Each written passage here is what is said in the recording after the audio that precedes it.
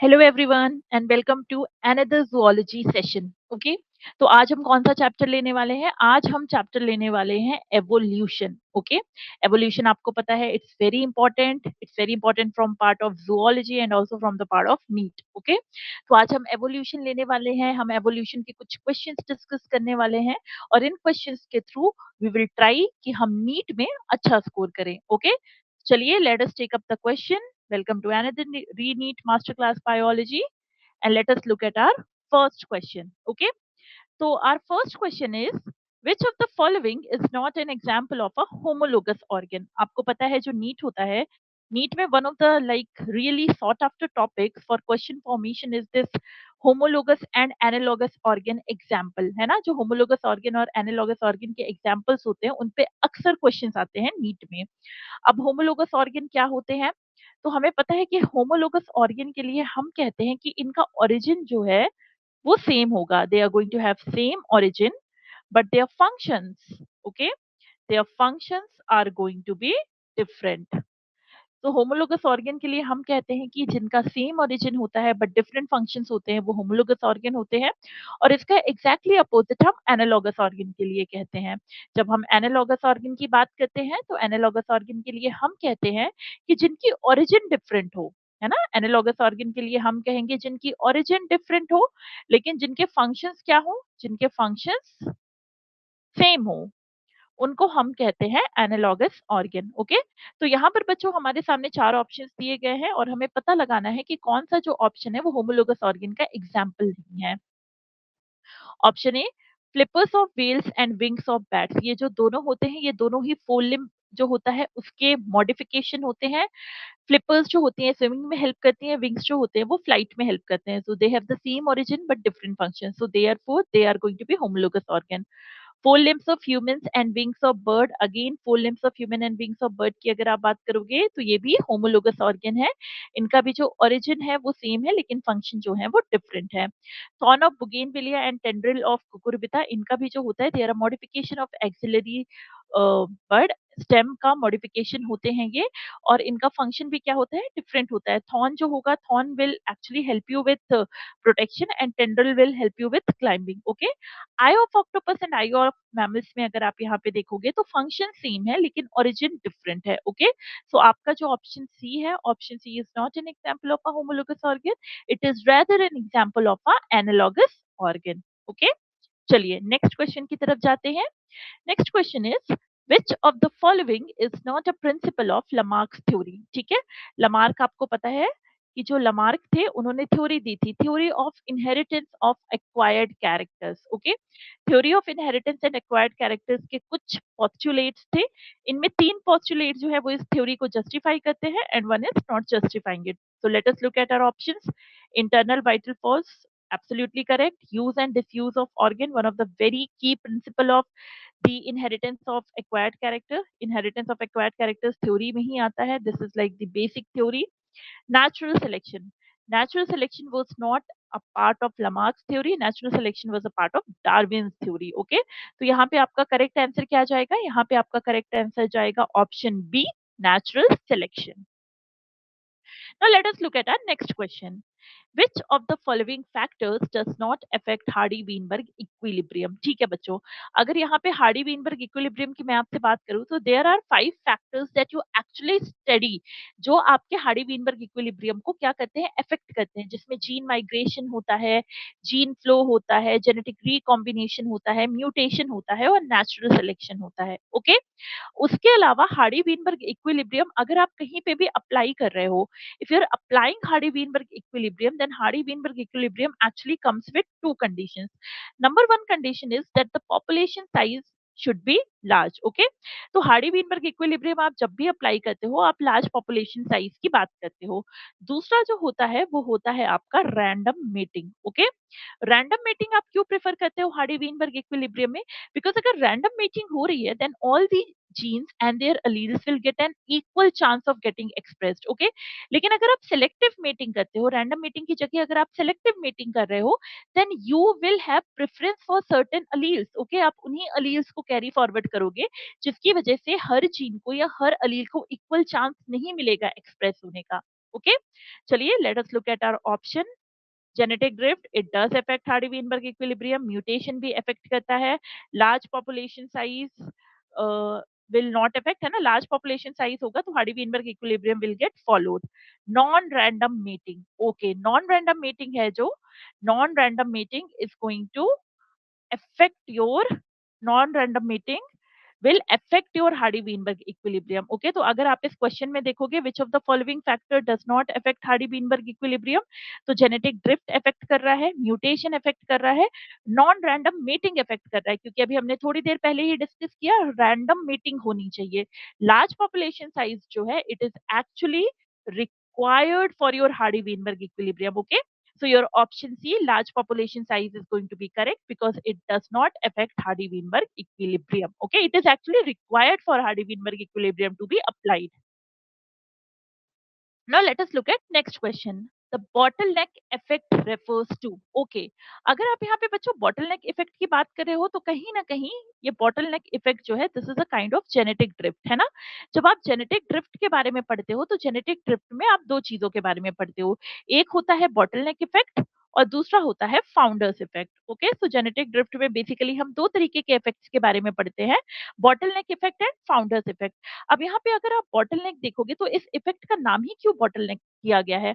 अगर मैं यहाँ पे एक बॉटल ड्रॉ करूं बच्चों, है ना, अगर मैं यहाँ पे एक बॉटल को ड्रॉ करने की कोशिश करूं और फिर मैं इस बॉटल का नेक ड्रॉ करूं तो आप देखोगे कि जो इसका नेक होता है वो ऊपर आके क्या हो जाता है, नैरो हो जाता है।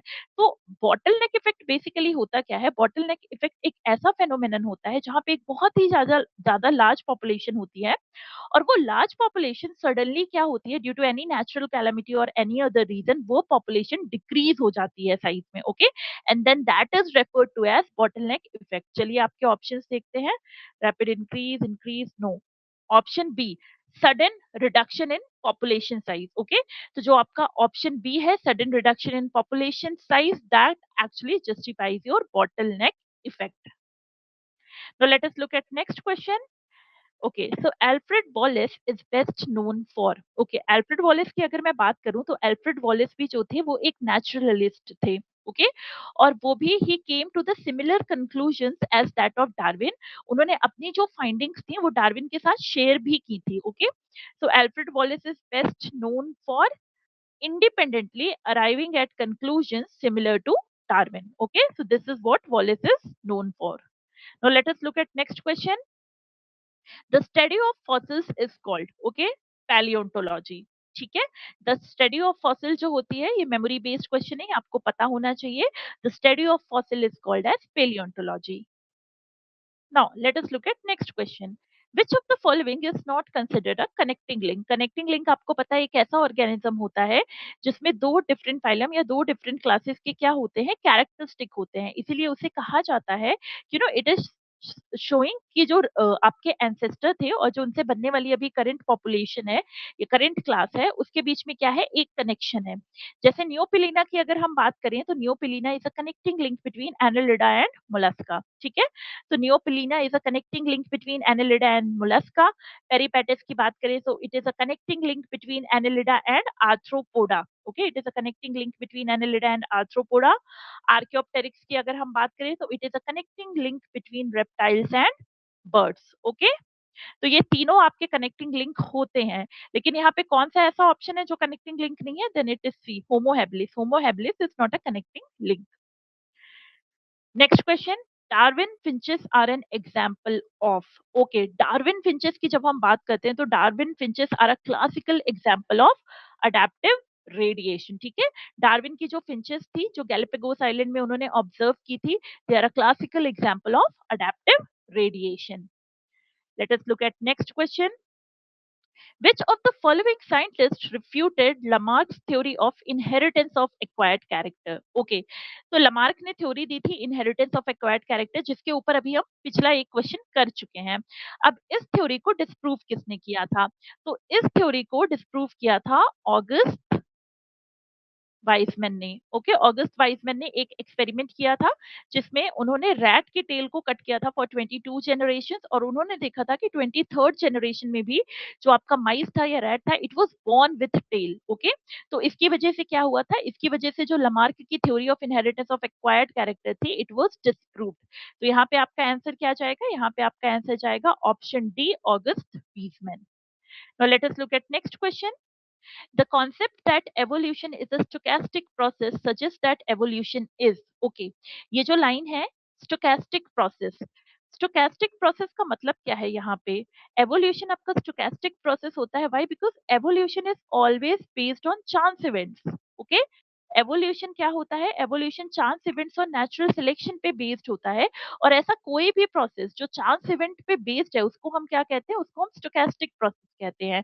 तो why is evolution a stochastic process, because it is based on chance events and natural selection, okay, option C. Next question. The sudden drastic reduction in population size leading to a loss of genetic variability is known as sudden drastic reduction. It is nothing but bottleneck effect, जो हमने थोड़ी देर पहले भी discuss किया था, okay. तो bottleneck effect में क्या होता है, एक बड़ी सी population suddenly क्या हो जाती है, reduce हो जाती है size में, which will obviously lead to loss of genetic variability. Next question. The difference between gene flow and genetic drift is that gene flow, okay, तो यहाँ पे बच्चों जीन फ्लो और जेनेटिक ड्रिफ्ट के बारे में एक डिफरेंस पूछा गया है। जीन फ्लो और जेनेटिक ड्रिफ्ट दोनों ही ऐसे फैक्टर्स हैं जो हार्डी वीनबर्ग इक्विलिब्रियम को अफेक्ट करते हैं और पॉपुलेशन में चेंज लाते हैं, ओके। लेकिन जीन फ्लो की अगर मैं बात करूं तो जीन फ्लो कैसे डिफरेंट होता है जेनेटिक ड्रिफ्ट से, तो इसका आंसर जाएगा option B, it occurs due to migration between populations, okay. जब जेनेटिक माइग्रेशन होता है तो जेनेटिक माइग्रेशन के साथ जीन फ्लो भी होता है, okay, and gene flow will occur due to migration, and that is the difference between gene flow and genetic drift. Let us look at our next question. Which type of natural selection favors extreme traits while selecting against intermediate traits, okay। Natural selection की अगर हम यहाँ पे बात करें तो आपको पता है जो नेचुरल सिलेक्शन होता है वो तीन तरीके से ऑपरेट होता है। पहला होता है स्टेबलाइजिंग सिलेक्शन। स्टेबलाइजिंग सिलेक्शन में अगर हम बात करें तो आपकी जो इंटरमीडिएट वैल्यू होती है उसी को सिलेक्ट किया जाता है, और दोनों एक्सट्रीम वैल्यूज जो होती हैं उनको क्या किया जाता है, उनको नहीं सेलेक्ट किया जाता है। डायरेक्शनल सिलेक्शन की अगर मैं आपसे बात करूं तो डायरेक्शनल सिलेक्शन में one of the extreme value is selected while one intermediate value and the other extreme value gets discarded. Disruptive selection. Disruptive selection में both the extreme values are selected while your intermediate value does not get selected. Okay? तो इस question में आपसे यही पूछा गया है।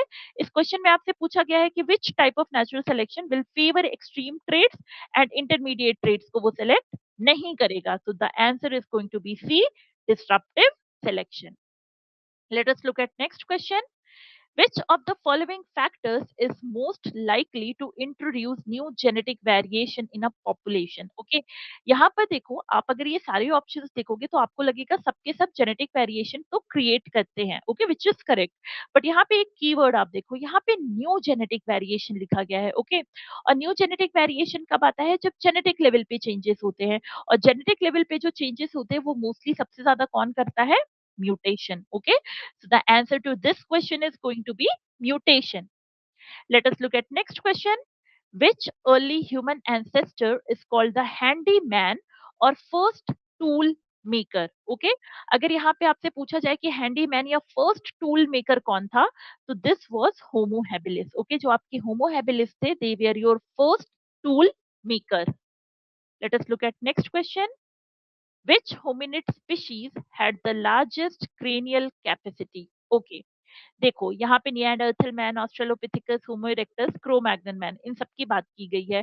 अगर आप लार्जेस्ट क्रेनियल कैपेसिटी की बात करोगे तो the largest cranial capacity was with Cro-Magnon man, okay. Cro-Magnon man की जो क्रेनियल कैपेसिटी थी it was somewhere around 1550 to 1600 cc, जबकि निएंडरथल मैन जो थे उनकी 1400 सीसी थी, ओके। और होमो इरेक्टर और Australopithecus because they were primitive तो उनकी इससे भी कम थी। तो the hominid species with the largest cranial capacity is always going to be Cro-Magnon man. Let us look at next question. Which of the following is not a feature of Neanderthal man? Okay, तो Neanderthal man के feature क्या नहीं है? Burial, burial of the dead. Okay, आपको पता है जो Neanderthal man थे, they believed in the immortality of the soul, और वो डेड को प्रॉपर बरी किया करते थे. Okay, so this option A is going to be correct. It is a feature of Neanderthal man. B देखते हैं, strong belief in immortality of the soul. Absolutely. Large cranial capacity of 1400 cc. Yes. Agriculture and permanent settlements. No. Okay. तो यहाँ पर अगर आपसे बात की जाए कि कौन सा ऐसा फीचर है जो निएंडरथल मैन का नहीं है, then the correct answer is going to be option D. Agriculture and permanent settlement was not a feature of the Neanderthal man.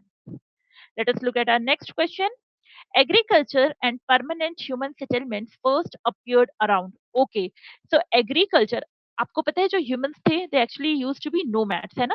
They didn't used to settle, they used to be nomads. उन्होंने agriculture discover किया, उसके बाद ही permanent human settlement begin हुआ. और ये कब हुआ? What is the date? The date is 10,000 years ago. Okay, so the correct answer is going to be option D, 10,000 years ago. Okay, now we have this match the column question. ठीक है, तो चलिए इसको match करते हैं. So basically in this column we have the name of the theory, and the in column 2 we have the name of the scientist. Theory of natural selection. Okay, ये सबको पता है कि theory of natural selection के लिए कौन famous है? Charles Darwin famous है. तो theory of natural selection was given by Charles Darwin. Theory of inheritance of acquired characters was given by John Baptist Lamarck. Okay, so B will be 4. Theory of mutation was given by Hugo de Vries, and germ plasma theory was given by August Weismann. So your correct answer is going to be 3, 4, 1, 2. So option C. Okay, our option C is going to be our correct answer with 3, 4, 1, 2. Moving on. Another match the column question. This question is now based on human evolution. Okay, it is based on human evolution. You have in column 1 you have the primitive humans, and in column 2 you have there some of the characteristics. So let us try to match it. A, Homo habilis.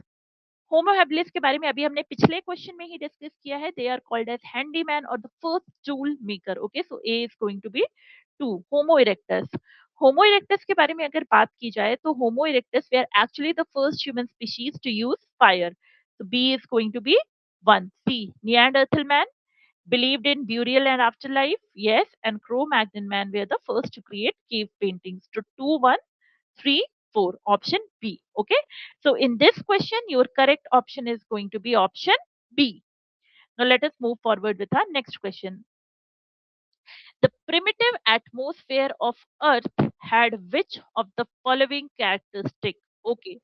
यहाँ पर अगर primitive atmosphere of earth की आपसे बात की जा रही है, then you have to know, अभी हम कहते हैं कि no new life forms can form in earth now. Okay, हम कहते हैं कि कोई भी न्यू ओरिजिन ऑफ लाइफ अर्थ पे नहीं हो सकता. Why? Because अभी जो अर्थ का एटमॉस्फेयर है, it has become oxidizing. Why? Because अर्थ में अब एटमॉस्फेयर में ऑक्सीजन आ चुकी है, फ्री ऑक्सीजन आ चुकी है. जो प्रिमिटिव एटमॉस्फेयर ऑफ अर्थ था, the primitive atmosphere of earth was actually reducing. Okay, if I talk to you about the primitive atmosphere of earth, it was actually reducing. उसमें free oxygen नहीं present था, उसमें O2 नहीं present था. Okay, लेकिन अभी का जो अर्थ है वो क्या बन गया है? वो oxidizing बन गया है. चलिए, let us look at our options which will correctly justify our answer. Oxidizing in rich in oxygen, no. Reducing with little or no free oxygen, absolutely correct. Highly reactive with free oxygen, no. Highly alkaline, no. Okay, so the primitive atmosphere of earth, इसके लिए correct क्या जाएगा? इसके लिए correct जाएगा option B, reducing with little और no free oxygen. Okay, चलिए next question को देखते हैं. The first experimental proof for the chemical origin of life was provided by. Okay, it was a very important experiment.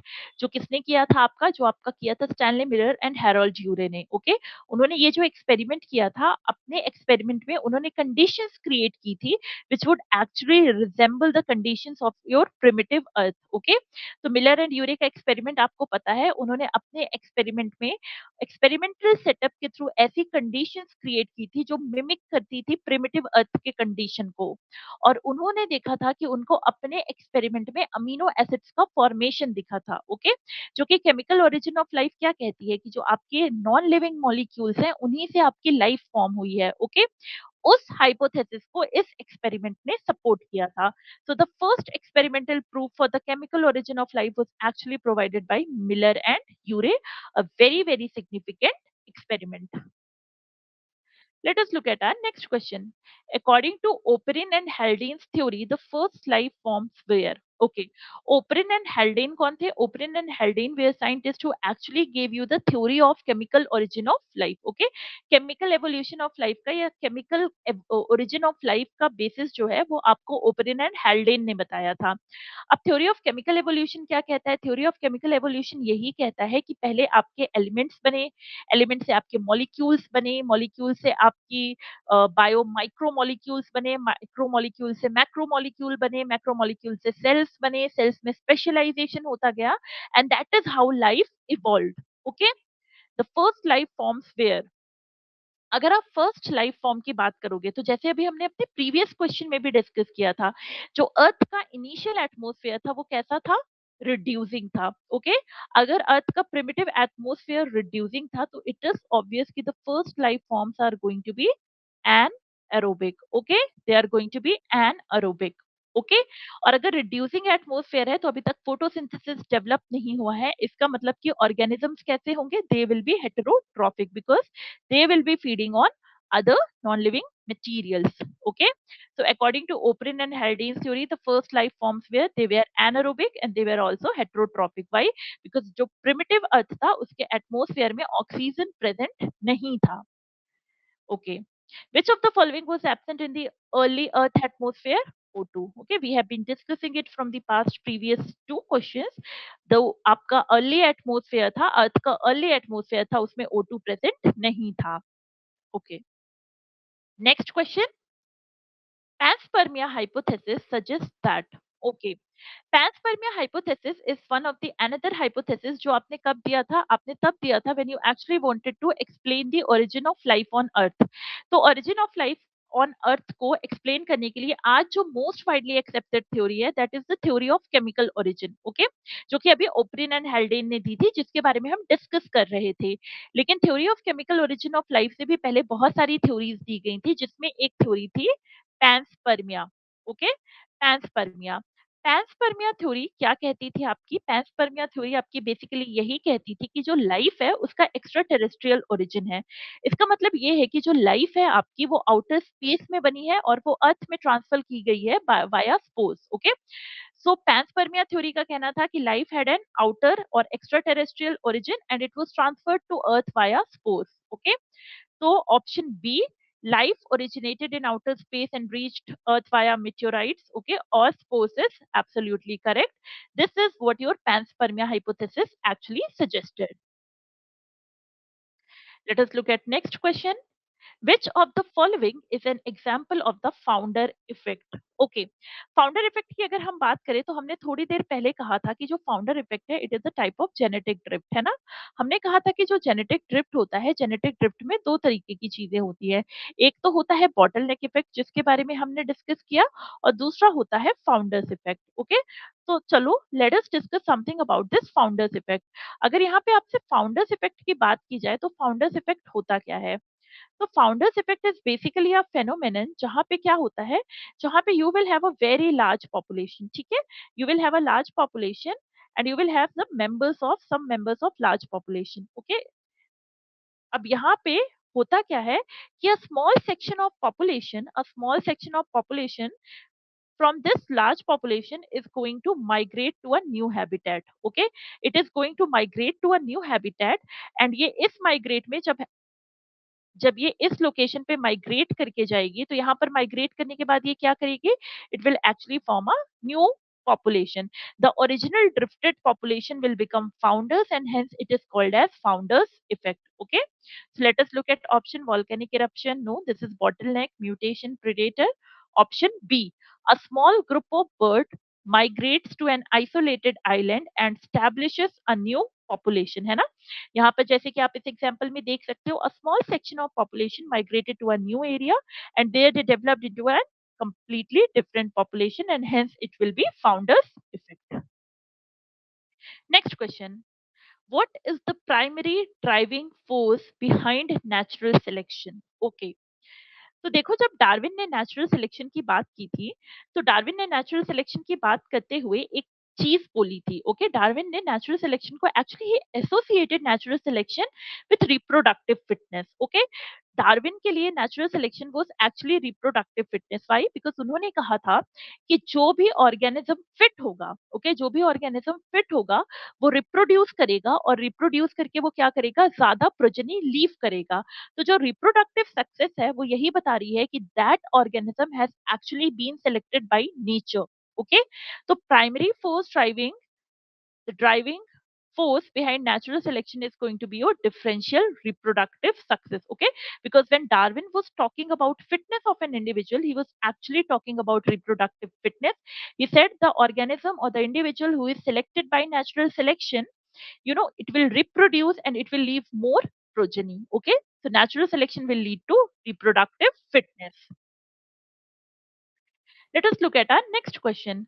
Which of the following conditions must be met for Hardy-Weinberg equilibrium to be maintained? Okay, आपको Hardy-Weinberg equilibrium maintain करना है, और उसके लिए कौन सी ऐसी condition है जो कि मीट होनी चाहिए? ओके, लार्ज पॉपुलेशन साइज, एकदम सही। लार्ज पॉपुलेशन साइज रखना है और रैंडम मीटिंग रखनी है। No gene flow, yes, because अगर जीन फ्लो होती है तो Hardy Weinberg equilibrium will get disturbed. No mutations, yes, because अगर mutations भी होते हैं, then mutations are one of the factors which can actually affect your Hardy-Weinberg equilibrium. So your answer is going to be option D, all of the above. That means large population size, कोई भी gene flow नहीं, कोई भी mutation नहीं. These are all very quintessential for maintaining your Hardy-Weinberg equilibrium. Next question. The phenomenon where a single ancestral species evolves into multiple species adapted to different environments is called, okay? This is nothing but a classical definition of adaptive radiation, okay? जहाँ पे एक single ancestral species जो होती है, it will evolve into multiple species due to the demand of the environment and to actually adapt to its specific environment, okay? This is called as adaptive radiation, जिसके Darwin finches classical example थी। Okay, now next question. Industrial melanism in peppered moth is an example of. Okay, industrial melanism की अगर हम बात करें तो it is like ये पूरा का पूरा आप एग्जाम्पल एक फेनोमेनन पढ़ते हो। इंडस्ट्रियल मेलेनिज्म के बारे में हम बात करते हैं इन इंग्लैंड। ओके, तो इसमें हम इंग्लैंड के बारे में बात करते हैं, दो केसेस के बारे में बात करते हैं, pre industrialization phase and post industrialization phase. Pre industrialization phase में हम बात करते हैं कि जब प्री इंडस्ट्रियलाइजेशन फेज था तो लाइकेंस जो थे वो ट्रीज को कवर करके रखते थे, जिसकी वजह से जो आपके डार्क मॉथ थे वो क्या होते थे, वो विजिबल होते थे, और व्हाइट मॉथ जो होते थे वो कीमोफ्लाज कर जाते थे, वो विजिबल नहीं होते थे on the surface of a white trunk. Okay, इसीलिए जो आपके ब्लैक मॉथ थे उनकी पॉपुलेशन जो थी वो व्हाइट मॉथ से कम थी। Cut back to post industrialization era. Post industrialization era में क्या होता है कि इंडस्ट्री सेटअप होती है, स्मोक आता है, पोल्यूशन बढ़ता है। आपको पता है जो लाइकेंस होते हैं वो पोल्यूटेड एरिया में ग्रो नहीं करते, तो लाइकेंस की ग्रोथ जो होती है वो ट्री ट्रंक से हट जाती है। अब उसकी जगह डार्क इंडस्ट्रियल सूट जो होता है वो ट्री के ट्रंक को कवर करता है। अब ऐसे में जो आपका ब्लैक मॉथ था, it can actually get mixed with the dark black soot of the tree and it will not be able to be identified easily. लेकिन आपका व्हाइट मॉथ जो है वो क्या होगा, वो डार्क सूट पे इजिली रिकग्नाइजेबल होगा, और इसकी वजह से प्रेडेटर जो थे वो उसको टारगेट करते थे। तो हुआ क्या था, जो आपका ब्लैक मॉथ था उसकी पॉपुलेशन बढ़ गई थी, और जो व्हाइट मॉथ था उसकी पॉपुलेशन कम हो गई थी। Okay, this industrial melanism is a classical example of natural selection. Okay, so industrial melanism in peppered moth is an example of natural selection. Okay. Next question. The similarity in the structure of the forelimbs of a whale, bat and human suggest. Okay. यहाँ पर अगर आप देखोगे तो forelimbs of a whale, bat and human जो है वो divergent evolution show करते हैं। Okay, divergent evolution, the similarity in the structure of the forelimbs of a whale, bat and human suggest divergent evolution. ये डाइवर्जेंट एवोल्यूशन है, और यहाँ पर जो आपका डाइवर्जेंट एवोल्यूशन होता है, divergent evolution always leads to formation of homologous organs. Okay, तो जो आपका divergent evolution होता है, it gives rise to homologous organs.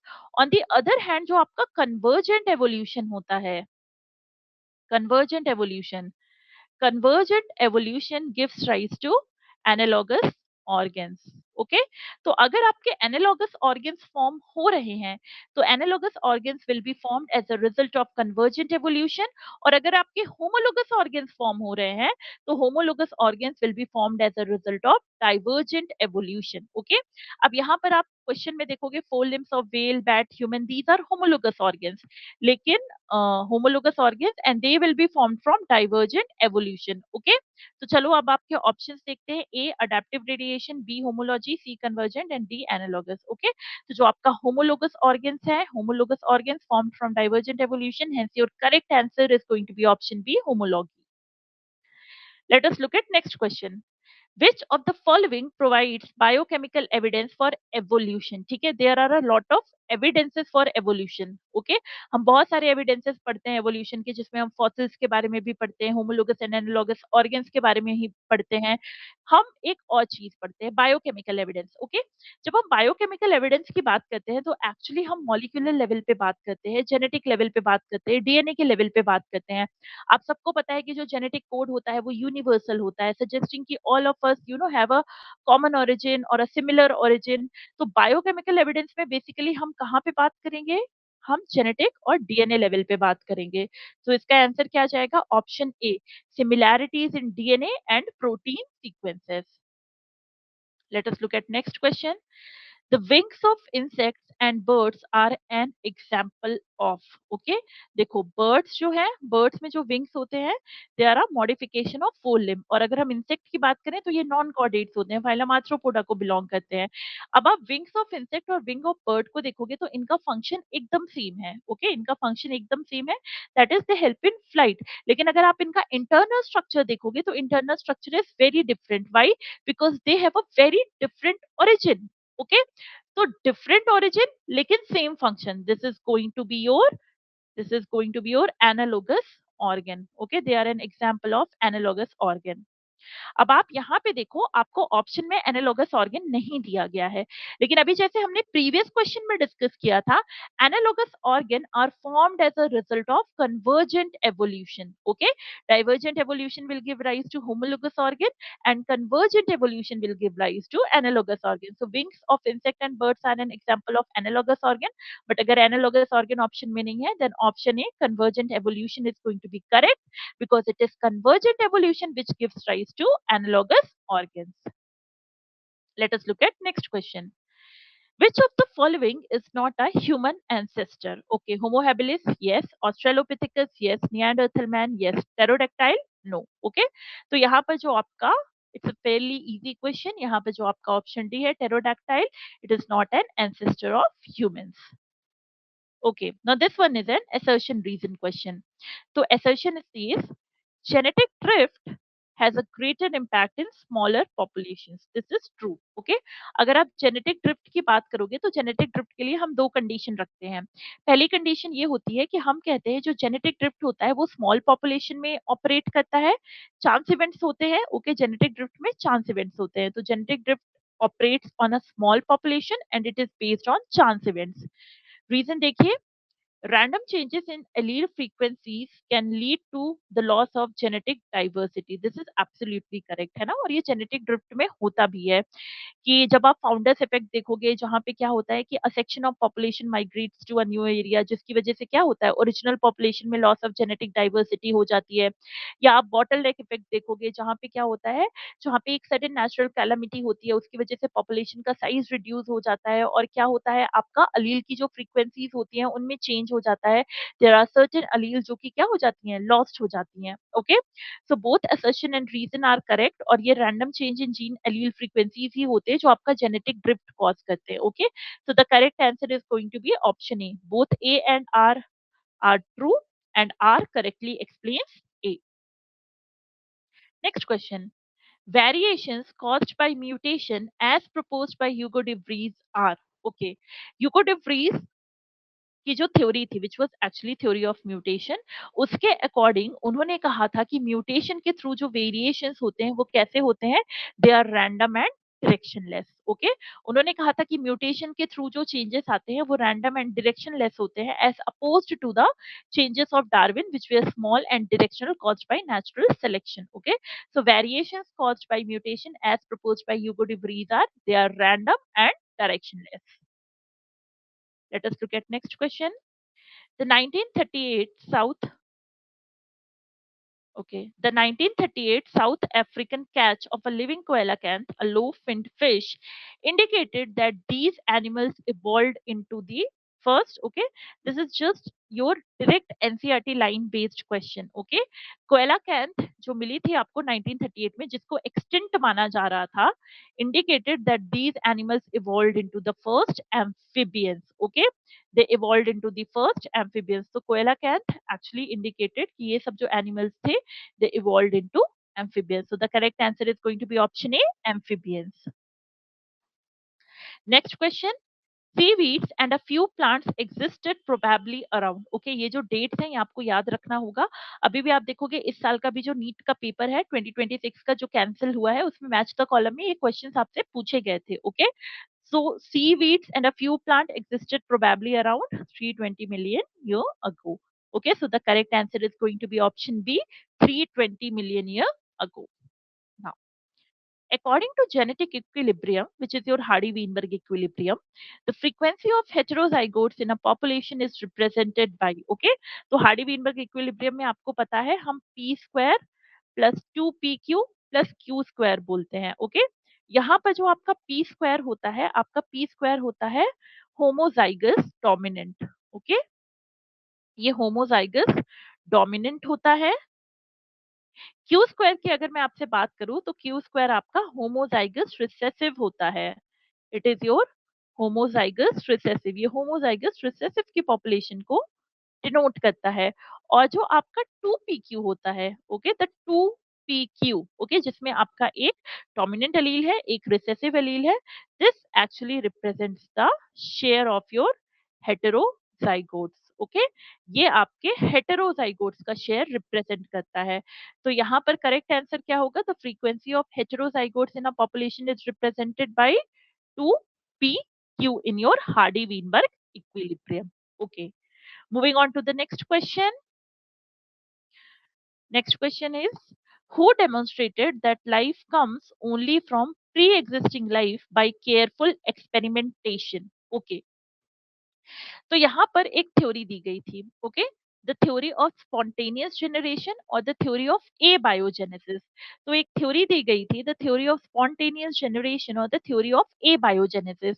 और उस थ्योरी में क्या कहा गया था? उस थ्योरी में ये कहा गया था कि जो लाइफ होती है वो डेड, डिकेइंग या रॉटिंग मैटर से आती है. Okay, this was theory of A biogenesis. अब इस थ्योरी ऑफ ए बायोजेनेसिस को डिस्प्रूव किया गया था. ये प्रूव किया गया था कि जो लाइफ होती है, it comes only from pre-existing life and it does not comes from dead, decaying or rotting matter. Okay, और ये किसने किया था? ये किया था लुइस पैस्चर ने. ओके, लुइस पैस्चर ने एक स्वान नेक एक्सपेरिमेंट किया था. Louis Pasteur did a swan neck experiment, और स्वान नेक एक्सपेरिमेंट करके उन्होंने ये प्रूफ कर दिया था कि जो आपकी लाइफ होती है, it comes only from pre existing life and it does not comes from dead, decaying और रॉटिंग मैटर. ठीक है, तो लुइस पैस्चर ने थ्योरी ऑफ बायोजेनेसिस को देके थ्योरी ऑफ ए बायोजेनेसिस को कंप्लीटली डिस्प्रूव कर दिया था. Next question. Animals in which the same structure developed along different directions due to adaptation to different needs represent. Okay. अब अगर आप ये क्वेश्चन देखोगे तो इसमें ये लिखा गया है कि सेम स्ट्रक्चर जो होगा एनिमल्स में, सेम स्ट्रक्चर जो होगा, it will develop along different directions due to adaptation to different needs. Okay, अगर आप इसको देखोगे, इसको समझना चाहोगे, तो इसके लिए सबसे अच्छा एग्जांपल होगा the fore limbs of mammals. Okay, अगर आप फोर लिम्स ऑफ मैमल्स को देखोगे तो वेल्स में फ्लिपर्स होते हैं which help in swimming, bat में जो आपके विंग्स होते हैं they help in flying. Similarly, आपका जो चीता का फोर लिम्स होता है, they are modified for running. Humans में the fore limbs are adapted for grasping object. Okay, so same structure which is four limb developed along different directions due to adaptation to different needs. So this is nothing but a classical example of homologous organs. Okay, this is homologous organ, and homologous organs are always developed by divergent evolution. Okay, so same structure developed along different directions due to adaptation to different needs is your homologous organ, and homologous organ are always formed as a result of divergent evolution. Let us look at next question. Pouched mammals of Australia survived because of lack of competition from eutherian mammals. Okay, अगर आप देखोगे Australia, तो Australia एक ऐसी जगह है जहाँ पे एक्चुअली में आपको मार्सुपियल की पॉपुलेशन बहुत ज्यादा देखने को मिलती है। बाकी किसी भी कॉन्टिनेंट में आपको मार्सुपियल की पॉपुलेशन देखने को नहीं मिलती जितनी ऑस्ट्रेलिया में मिलती है। तो इसका आंसर हम कैसे देते हैं? इसका आंसर हम देते हैं कॉन्टिनेंटल ड्रिफ्ट से। Okay, so continental drift has also played a very major role in evolution, जहाँ पे हम कहते हैं कि जो ऑस्ट्रेलिया था वो कट ऑफ होके चला गया था, जिसकी वजह से जो यूथेरियन मैमल्स थे वो ऑस्ट्रेलिया में नहीं आ पाए थे। ऑस्ट्रेलिया में मार्सुपियल मैमल्स थे, and because they did not had any competition from eutherian mammals, they actually survived there. जबकि rest of the continent में क्या हो गया था? rest of the continent में the pouched mammals or the marsupials were eliminated by eutherian mammals. Okay, so the pouched mammals of Australia survived because of lack of competition from eutherian mammals, which is attributed to continental drift. Let us look at next question. HMS Beagle is related with, okay, पहली बात तो ये HMS Beagle क्या है? तो HMS Beagle is actually the name of the ship. Okay, HMS Beagle is the name of a ship. और ये जो ship का नाम है ये कौन से साइंटिस्ट के साथ एसोसिएटेड है? तो it is associated with Charles Darwin. Okay, HMS beagle का जो नाम है, एचएमएस बीगल का नाम is associated with Charles Darwin. Charles Darwin जो थे वो एक वॉयज पे निकले थे। वॉयज पे जाके उन्होंने डिफरेंट फौना और फ्लोरा को स्टडी किया था। स्टडी करने के बाद ही actually came to the theory of natural selection. Okay, और वो शिप जिस पे चार्ल्स डार्विन निकले थे इस वॉयज पे, that is called as HMS Beagle. Okay, HMS his majesty service. Let us look at next question. Complete the analogy. Charles Darwin, Galapagos Island, Alfred Wallace. Okay, देखो अभी हमने थोड़ी देर पहले अल्फ्रेड वॉलेस के बारे में डिस्कस किया था कि अल्फ्रेड वॉलेस का कैसा काम था। हमने वहां पे डिस्कस किया था कि Alfred Wallace was also a naturalist who came to similar conclusions as that of Darwin, और उन्होंने डार्विन को एक लेटर भी लिखा था जिसमें अपनी जो फाइंडिंग्स थी वो उन्होंने डार्विन के साथ शेयर की थी। लेकिन चार्ल्स डार्विन अगर गैलापागोस आइलैंड में काम किए थे तो अल्फ्रेड वॉलेस कहाँ पे काम किए थे? ही वर्कड एट मेले archipelago. Okay, archipelago, as you know, is a group of small islands. Okay, so Charles Darwin worked at Galapagos Island, but your Alfred Wallace worked as Malay Archipelago. Okay, so option C is going to be your correct answer. Next question. According to Hugo de Vries, the single step large mutation that caused speciation was called as, yes, Hugo debris के according क्या होता था कि एक single step large mutation जो होता है वो इतना पावरफुल हो सकता है कि वो कंप्लीटली एक डिफरेंट स्पीशीज का ही फॉर्मेशन कर दे। Okay, and this single step large mutation was called as saltation. Okay, so remember, a single step large mutation which can cause speciation according to Hugo de Vries was called as saltation. Next question.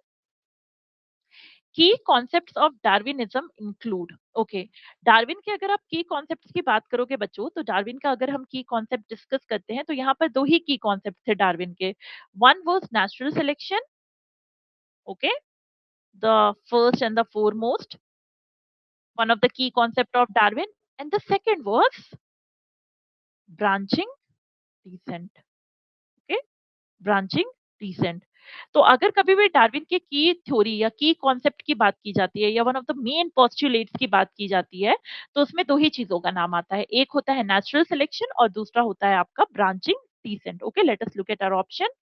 Natural selection yes, branching descent yes, so your answer is going to be A and C, option A. Okay, so your option A with A and C is going to be your correct answer. Okay, one more assertion and reason question. Let us look at this assertion. Gene flow increases genetic variations. Okay, this is absolutely true because gene flow जो होता है उससे genetic variations बढ़ते हैं. It is one of the factor which can actually disturb your Hardy-Weinberg equilibrium. Reason? The random introduction of new alleles into a recipient population and their removal from donor population affects allele frequency. एकदम correct है ना? जब gene migration होता है तो gene migration के साथ gene flow होता है. अब gene flow genetic variations cause करता है. व्हाई? बिकॉज अगर आप न्यू अलील किसी भी रिसिपिएंट पॉपुलेशन में डाल रहे हो तो वहां पे इंट्रोडक्शन ऑफ न्यू अलील हो रहा है, जबकि जो आपकी डोनर पॉपुलेशन थी, जो आपकी ओरिजिनल पॉपुलेशन थी, उसमें से क्या हो रहा है? उसमें से अलील डिलीशन हो रहा है. उसमें से जो अलील्स हैं वो कुछ अलील्स गायब हो रही हैं, and it will lead to genetic variation. So your answer is going to be A. Both assertion and reason are true, and the reason is the correct explanation of the assertion. Okay. So, okay. With this, we come to the end of this session, bacho. Okay. This was your last question. I hope this session was helpful to you. Okay. Evolution ke liye, please stick to NCRT and remember all the dates that have been written in NCRT. Okay. Keep on practicing, keep on working hard, and I'll meet with you in the next session. Okay. Thank you, everyone.